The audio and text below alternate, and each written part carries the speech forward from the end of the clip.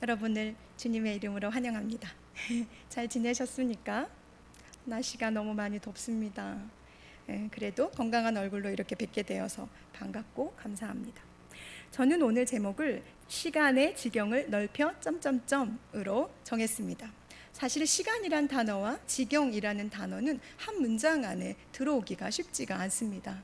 왜냐하면 시간은 흐름의 개념을 가지고 있는 단어이고, 지경은 이렇게 딱 어느 땅에 한계선을 짓는 의미이기 때문에 두 단어는 한 곳에 있기 쉽지 않습니다. 그럼에도 불구하고 제가 이 굳이 시간이란 단어와 지경이란 단어를 하나로 넣어서 문장을 굳이 만들었습니다. 그리고 뒤에 점점점이라고 넣었습니다. 오늘 저는 이 시간과 지경이란 단어 그리고 점점점이라는 이 점을 통해서 여러분과 함께 기도에 대한 이야기를 하고 싶습니다. 제가 16살 때 선교사로 아프리카에 가고 싶다고 하나님 앞에 기도해요. 하나님 앞에 헌신한 적이 있습니다. 그런데 정말로 아프리카 땅을 밟은 건 31살이었습니다. 그러니 근 15년 정도를 저는 기도만 하는 사람이었죠. 꼬마 여자아이가, 꼬마도 아니죠, 사춘기 여자아이가 아프리카가 뭔지를 알고 그 땅에 가서 하나님의 일을 하고 싶어요 라고 기도하고 15년 만에 아프리카 땅을 밟았단 말입니다. 그런데 그 15년의 기다림은 저에게 그렇게 녹록하진 않았습니다. 포기하고 싶고 벗어버리고 싶고 여러 가지 부딪히는 상황과 한계 가운데에서 하나님께서 저에게 주신 말씀이 있어서 그 시간을 버틸 수 있었습니다. 그것이 무엇이냐면 시편 2편 8절의 말씀입니다. 내게 구하라. 내가 이방 나라를 내 유업으로 주리니 내 소유가 땅끝까지 이르리라. 저는 여기 한국에 아주 작은 제 공동 집 안에 머물러 있는데 하나님은 제게 이 놀라운 말씀을 주시면서 위로하셨습니다. 그래서 저는 지나가는 비행기만 보면서도 울었어요. 하나님, 저 비행기 타고 아프리카에 가고 싶어요. 하나님, 언제쯤 제가 하는 이 기도에 응답하시겠습니까? 라고 주님 앞에 매번 기도의 실에 들어가서 기도하면서 울었던 것이 기억납니다. 그런데 하나님께서 주신 이 말씀을 통해서 제가 기도하는 그 자리에 섰을 때 제 지경이 넓어지는 것을 경험했습니다. 무엇이냐면 제가 세계 지도를 제 엉덩이에 깔고 기도하기 시작했단 말이죠. 갈 수 없는 나라, 볼 수 없는 사람들을 품고 기도하기 시작하면서 정말로 2편 8절의 말씀처럼 내 소유가 땅끝까지 이르는 것을 경험할 수 있었습니다. 이것은 제가 하나님의 말씀을 믿고 그분의 주권을 인정했을 때 저는 아프리카에 가서 어느 종족을 위해서, 중국에 가서 어느 종족을 위해서, 일본의 그 못된 나라를 위해서, 그리고 저쪽 남미를 가고 수없이 많은 세계를 돌아다니면서 그 땅을 내게 주신 하나님께 감사하며 그 나라의 사람들을 위해서, 그 땅을 위해서 기도하며 15년을 버텼습니다. 그때 제가 지경이 넓어지는 것을, 나는 좁은 공간 이곳에, 대한민국의 우주에서 보면 한 점밖에 아닌 내가 천지를 창조하신 하나님 그분의 시선으로 세상을 바라보며 세상의 사람들을 위해 기도할 때 나의 지경이 넓어지고 나의 유업이 땅끝까지 이르는 것을 경험했다는 것입니다. 에스겔서 14장 10절에는 이런 말씀이 있습니다. 비록 노아, 다니엘, 욥 이 세 사람이 거기에 있을지라도 그들은 자기의 공의로 자기의 생명만 건지리라. 나 주 여호와의 말씀이니라. 하나님께서 인정하신 의인 세 사람, 노아와 다니엘과 욥에 대한 이야기가 에스겔에 나옵니다. 지난 시간에 저는 그 세 사람 중에 하나, 하나님의 말씀을 다 준행한 순종의 사람 노아의 이야기를 여러분과 나누었습니다. 오늘 저는 두 번째 다니엘에 대한 이야기를 여러분과 하려고 합니다. 다니엘은 남유다가 바벨론에 의해서 멸망하고 605년에 느부갓네살이 1차 포로들을 바벨론으로 잡아갈 때 함께 포로로 잡혀간 사람입니다. 그리고 그는 아마 흠이 없고 용모가 아름다웠던 것 같습니다. 지혜를 통찰하며 지식에 통달하여서 학문에 익숙하여 왕궁에 살만한 소년이었던 것 같습니다. 그가 3년 동안 그 왕궁에서 교육받고 훈련받은 후에 바벨론의 정치의 일선에 그의 모습을 드러내기 시작하는 것은 느부갓네살의 꿈을 해석하면서부터입니다. 또 하나, 다니엘은 BC 538년 이스라엘이 수르바벨에 의하여서 1차 귀환이 있은 날 그 해 2년 후에 536년에 그가 다니엘 10장을 기록하고 나서 사라지는 순간까지 다니엘은 네 왕을 섬기는, 이방 땅에서, 이스라엘 땅에서 이스라엘 왕을 섬기는 것이 아니라 이방의 땅에서 이방의 왕을 섬기는 정치인으로 살았습니다. 거의 70년이 넘는 세월을 정치계에서 살아냈던 사람입니다. 더 놀라운 사실이 있지요. 여러분이 알고 계시는 것처럼 느부갓네살, 벨사살, 그 다음에 다리오, 그리고 고레스, 이 네 사람의 왕은 이스라엘 인근에 있는 강대국들이었고, 이 강대국들의 왕의 입술을 통해서 어떤 고백을 하게 하냐면 하나님의 주권, 하나님의 영화로움, 하나님이 온 천하의 한 분이신 신이라는 고백을 하게 하는 일을 이 다니엘이 하게 합니다. 그는 다니엘서 6장 28절에 다리오 왕의 시대와 바사 사람 고레스 왕의 시대에 형통하였다라는 평가를 받습니다. 그는 포로였습니다. 그러나 그 땅의 정치인들보다 뛰어났고 4명의 왕에게 사랑을 받았습니다. 한국에선 한동안, 지금도 물론 마찬가지이지만 다니엘의 기도법, 다니엘의 학습법, 다니엘에게서 배우자, 이런 이야기들이 많이 유행했고 지금도 유행하고 있습니다. 그만큼 그리스도인으로 세상을 살아내는 우리에게 다니엘은 굉장히 중요한 믿음의 선진으로 우리에게 믿음의 도전을 주는 사람이라는 것입니다. 그러나 그럼에도 불구하고 우리가 다니엘서를 읽을 때마다 느끼는 괴리감이 있습니다. 나도 저렇게 살아낼 수 있을까? 나도 저렇게 멋지게 믿음의 기도를 하며 담대하게 살 수 있을까라는 두려움이 우리 안에 있기 때문에 그렇습니다. 다니엘의 형통은 우리가 부러워하면서 다니엘이 살아온 그 삶은 사실 좀 불편합니다. 그러나 다니엘이 처음 다니엘서를 열어서 그가 포로로 잡혀가서 한 그의 행동은 10대 말 20대 초라고 보더라도 굉장히 멋있는 행동입니다. 그가 세상으로부터 자기를 더럽히지 않으려고 작정하잖아요. 뜻을 정하잖아요. 이 뜻을 정하는, 이 10대 뜻을 정하는 다니엘은 지금 오늘 우리가 읽은 이 본문은 80대가 넘은 노년의 사람이란 말이죠. 10대에서부터 80대까지 이 사람의 인생에는 어떤 일들이 있었고 이 사람의 인생 안에 얼마나 놀라운 일이 하나님께서 이 사람의 손을 붙잡고 살아가셨는지 우리가 기억하고 살핀다면 80대인 우리가, 아직 10대인 우리가, 또는 그 중앙에 있는 우리가 다니엘의 형통을 맛보며 살게 될 것이라고 확신합니다. 여러분이 알고 계시는 것처럼 다니엘은 기도의 사람이었습니다. 제가 시편 2편 8절을 통해서 제 사고의 지경을, 기도를 통해서 제 사고의 지경을 높인 것처럼 저는 다니엘서를 통해서 시간을, 과거와 현재와 미래를 오고 가며 기도하는 다니엘의 기도를 통해서 이 시간의 한계를 넘나드는, 하나님의 세계관 안에서 과거와 현재의 미래를 넘나드는 다니엘의 기도를 통해서 형통이 무엇인지를, 형통한 자가 누리는 복이 무엇인지를 보았다는 것입니다.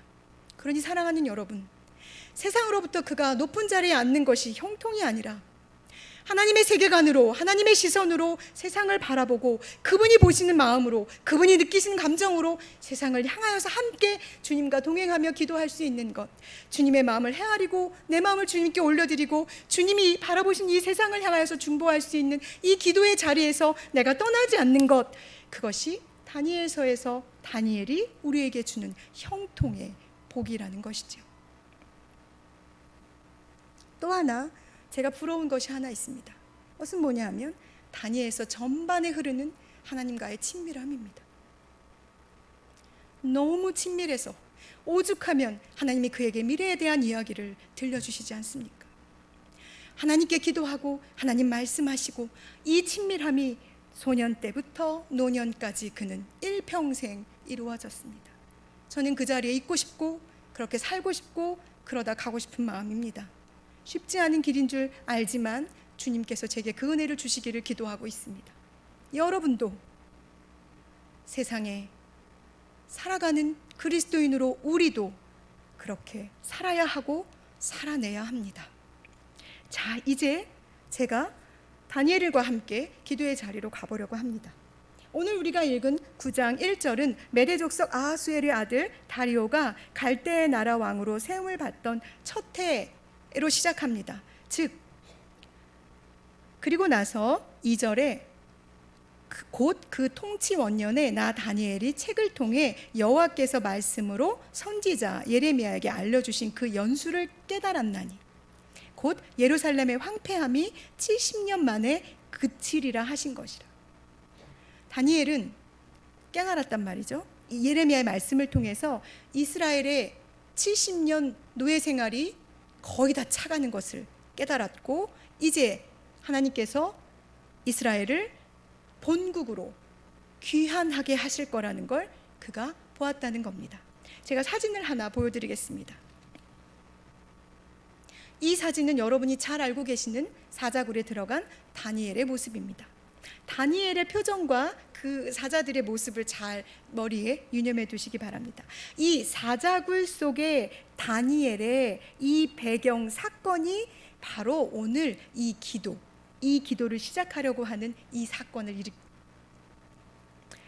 왜냐하면 다니엘서 5장 30절 31절에 그날 밤에 갈대아 왕 벨사살이 죽임을 당하였고 메대 사람 다리오가 나라를 얻었는데 그때 다리오는 60세였습니다. 다니엘이 깨달은 예레미야서의 말씀은 25장 11절 14절에 있는 말씀입니다. 거기 뭐라고 예레미야가 예언했냐 하면요, 이 민족들은 70년 동안 바벨론의 왕을 섬기리라. 70년이 끝나면 내가 바벨론의 왕과 그의 나라와 갈대아인의 땅을 그 죄악으로 말미암아 벌하며 라고 기록되어 있습니다. 다니엘은 예레미야 이 예언의 말씀을 듣고, 즉 아까 말씀드렸죠? 누가 죽었어요? 갈대아 왕 벨사살이 죽고 다리오가 나라를 얻는 것을 보고 때가 되었구나, 하나님이 예언하신 이 말이 그대로 이루어지는 때가 되었구나 라고 깨달은 거죠. 그리고 나서 그는 이스라엘의 기환을 위해서 하나님 앞에 기도하기로 작정하는 것입니다. 그는 평생 이스라엘의 회복을 꿈꾸었을 것입니다. 예루살렘 성전이, 하나님의 성전이 다시 회복되어 지어지는 것을 그는 매번 꿈꾸고 기도하였을 것입니다.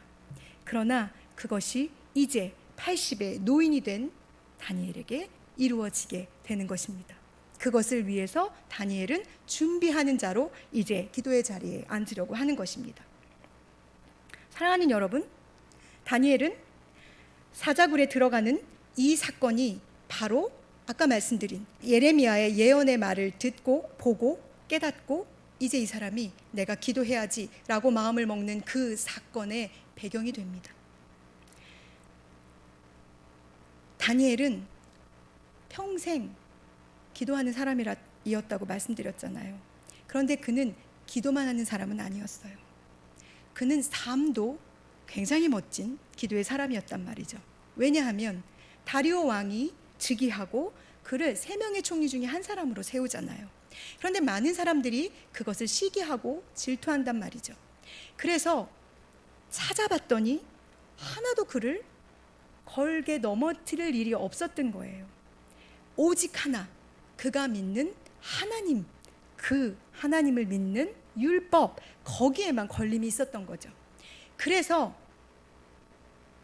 다니엘을 시기하던 주변의 총리와 고관들이 다리오 왕을 꼬셔서 다니엘을 넘어뜨리는 일을 한단 말이에요. 어떻게 해요? 왕과 왕 외에는 다른 사람이나 다른 신에게 절하면 사자굴에 넣는 거예요.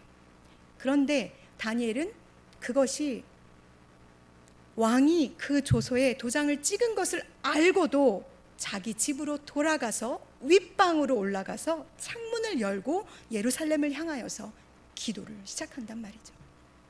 그 기도의 내용이 우리가 읽은 오늘 9장 본문의 내용입니다.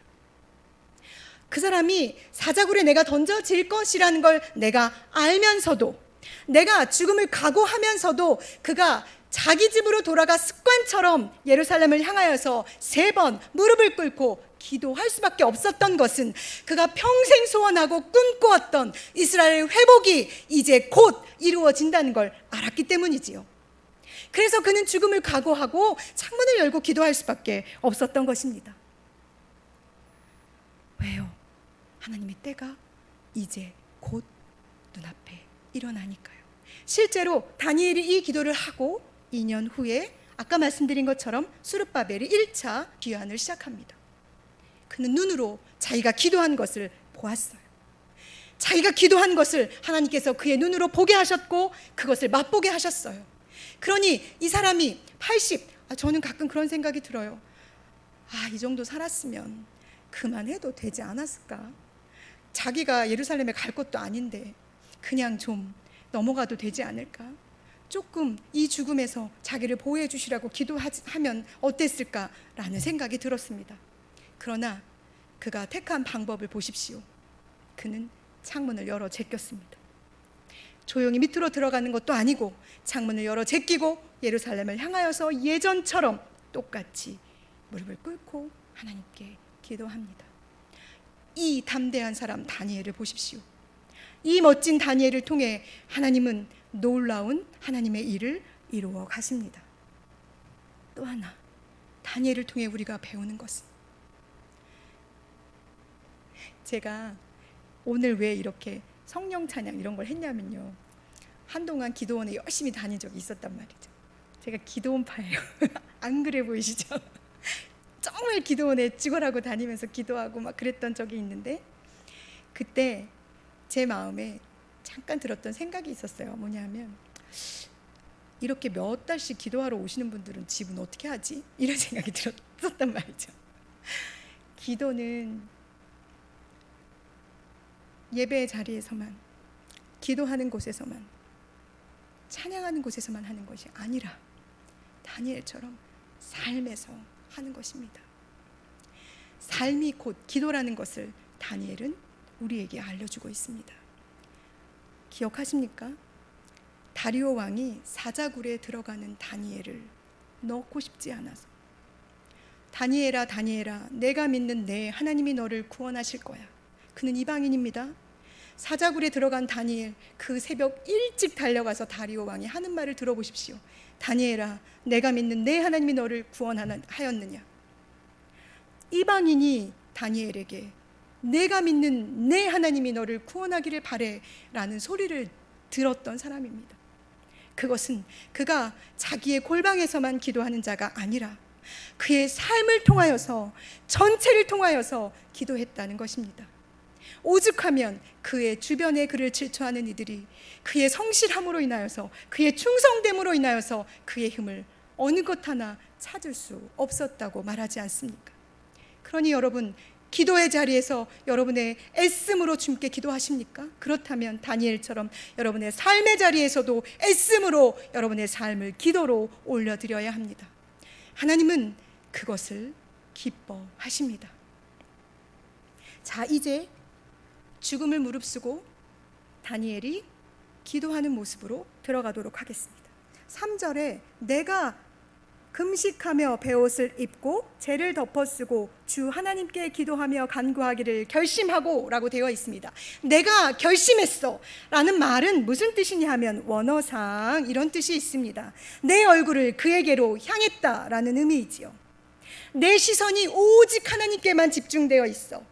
다른 거 필요 없어. 왜? 나는 죽음도 불사했어. 나는 사자굴에 들어갈 것도 다 알아. 그러나 그럼에도 불구하고 나는 이것이 중요해. 나 하나님을 바라보는 일, 주님에게로 나의 얼굴을 향하는 것, 이것이 내게 중요해. 그것이 나의 결심이야. 내가 결심했어. 누구를 바라보기로 결심했다고 말합니까? 주 하나님께 라고 말합니다. 주 하나님이란 단어는 엘, 아도나이, 엘로힘이라는 하나님의 신명입니다. 무슨 뜻이냐면 모든 주권에 하나님께서 온 우주의 절대 주권자이시며 전능하신 능력을 지니신 분이심을 강조하는 신명입니다. 이것은 그가 온 평생을 살아오면서 경험한 하나님의 능력이며 하나님의 주권이고 하나님 그분 되심을 고백하는 것입니다. 여기 나를 넘어서, 여기 이스라엘의 민족을 넘어서, 여기 이 땅, 이방 땅을 넘어서 온 우주 만물을 창조하시고 이 온 우주 만물을 주관하고 계시는 하나님, 그 하나님께 내 얼굴을 돌렸어, 내 얼굴을 그쪽으로 향했어 라고 오늘 다니엘이 고백하는 것입니다. 이 고백은 4절에 이렇게 말하죠. 내 하나님, 이 모든 우주의 창조자 주권자이신 하나님이 다니엘의 하나님이십니다. 내 하나님 여호와께 내가 기도하며 자복하여 이르기를 그분은 크시고 그분은 두려워할 주 하나님이시며 주를 사랑하고 주의 계명을 지키는 자를 위하여 언약을 지키시고 그에게 인자를 베푸시는 분이야 라고 하나님에 대한 이야기를 아주 길게 설명합니다. 여기서 중요한 키포인트가 있습니다. 하나님은 성경에 하나님의 이름을 굉장히 많이 기록해 놓으셨습니다. 왜 그러실까요? 왜 그러셨을까요?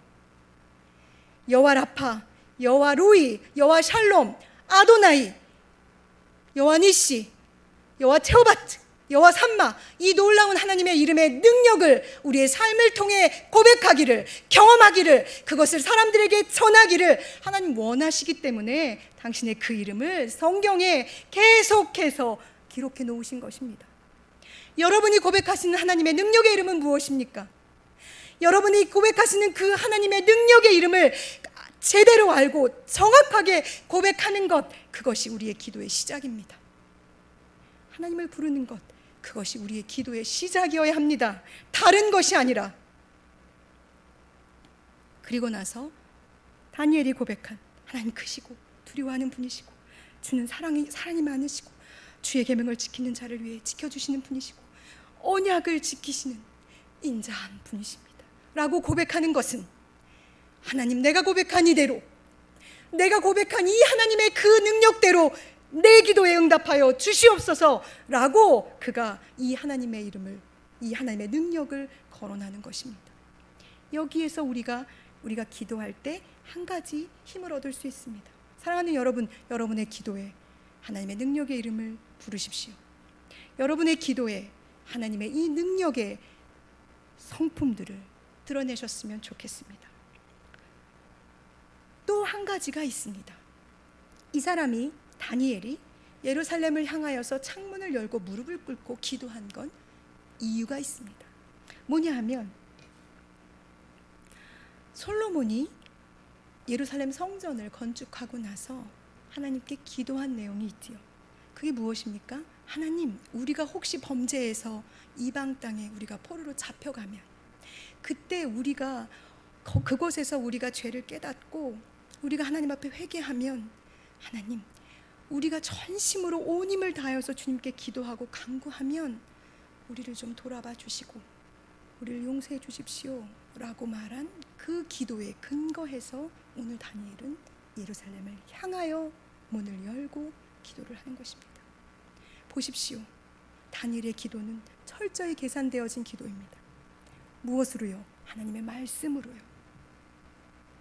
그러니 말씀과 기도는 같이 가야 하는 짝입니다. 하나님을 더 잘 알기 위해서 우리는 말씀을 읽어야 하고 그 말씀에 기록된 하나님을 더 잘 이해하기 위해서 우리는 기도해야 합니다. 그러니 기도하는 것과 말씀을 배우고 아는 일에 애쓰고 힘써야 우리는 다니엘처럼 살아낼 수 있는 것입니다. 다니엘이 그리고 나서 한 일이 무엇인지 아십니까? 금식을 선포합니다. 금식은 무엇입니까? 이사야서 58장 6절에 내가 기뻐하는 금식은 흉악의 결박을 풀어주며 멍에의 줄을 끌어주며 압제당한 자를 자유하게 하며 모든 멍에를 꺾는 것이 아니겠느냐 라고 말씀하셨습니다. 그는 이 억압을, 이 압제를, 이 눌림을 금식을 통해서 풀어주시기를 하나님 앞에 간절하게 구하기를 시작하는 것입니다. 그리고 그 다음에 취한 것이 무엇입니까? 베옷을 입습니다. 재를 뒤집었습니다. 왜요? 그는 하나님 앞에 온 힘으로 전심을 다하여 기도와 간구로 죄를 자복하고 고백하기 시작하여 기도로 번역된 히브리어는 테필라입니다. 이건 중보기도를 나타냅니다. 간구로 번역된 히브리어는 타누님입니다. 이것의 원형은 타하눈인데 이것은 몸을 굽히는 자세를 나타내는 어원에서 유래된 단어입니다. 기도를 나타내는 여러 단어 가운데 특히 간절하게 애원하는 기도를 할 때 이 단어를 씁니다. 사랑하는 여러분, 다니엘이 예루살렘을 향하여 창문을 열고 무릎을 꿇고 하나님께 기도한 그 기도의 내용, 그 기도의 자세, 그 기도의 마음이 느껴지십니까? 이렇게 기도하면 그는 사자굴에 들어갈 수밖에 없었습니다. 그러나 그는 기도할 수밖에 없었습니다. 왜요? 하나님의 말씀이 그를 감동하였고 하나님의 영이 그에게 기도하게 하셨기 때문에 그렇습니다. 그리고 그가 한 기도는 과거에 이스라엘이 지은 죄를 하나님 앞에 자복하고 회개합니다. 모세가 이스라엘 백성을 하나님 앞에 중보하는 기도를 올려드렸던 것처럼 지금 다니엘은 하나님 앞에 이스라엘의 죄를 자복합니다. 하나님, 우리가 범죄하였습니다. 하나님의 음성을 귀담아 듣지 않았습니다. 그래서 모세에게 율법을 통해서 하신 그 모든 죄를 우리가 받았습니다. 그러니 19절, 내가 주님 앞에 회개하고 또 회개하고 또 회개하고 내가 목숨을 걸고 회개하오니 주여 들어주시옵소서. 주여 용서하여 주시옵소서.